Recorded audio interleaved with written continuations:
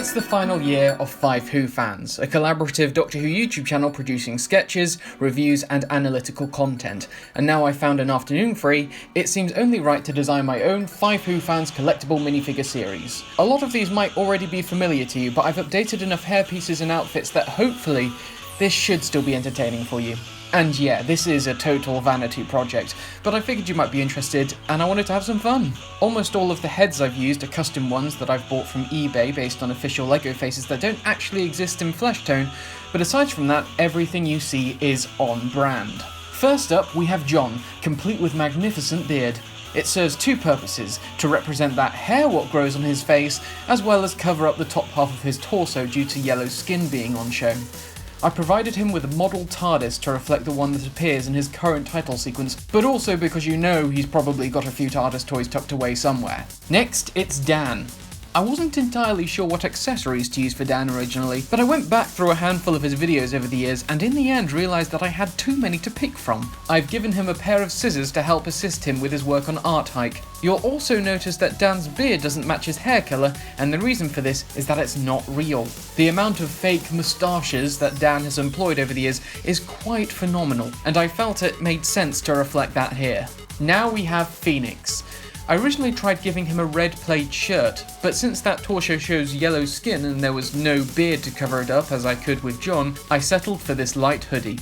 This particular version of Phoenix is based loosely off of his Is Adric Cool video, hence the crowbar, and yes, that's right, I've given him an alternate hairpiece for youthful dream sequence Phoenix. Now we just need an Adric minifigure.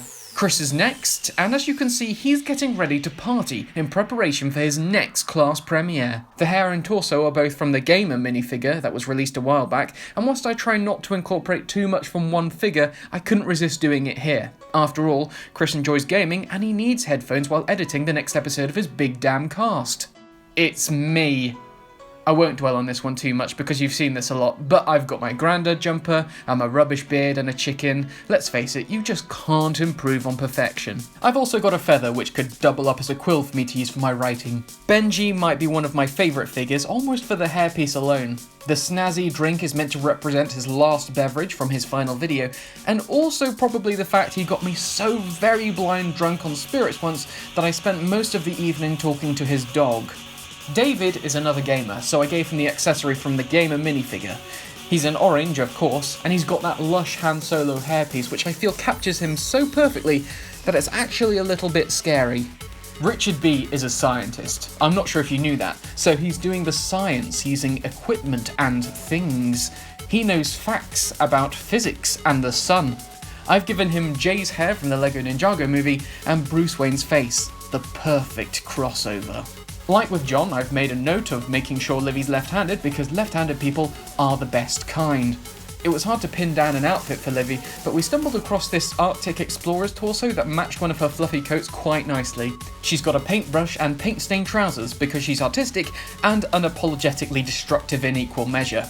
To round things off, here's Crystal in karate gear, ready to kick butt alongside her cat's sidekick. At one point I considered just sticking her head onto the 12th Doctor's outfit to make a cosplay version, but I didn't want to be that lazy. As per the full-scale edition of Dee, I've given her awesome spiky hair for Peter Capaldi to be impressed with. Let me know what you think of the collection. Are there any parts or accessories you would add or replace? Which ones are your favourites? Let me know in the comments below, and thanks for watching.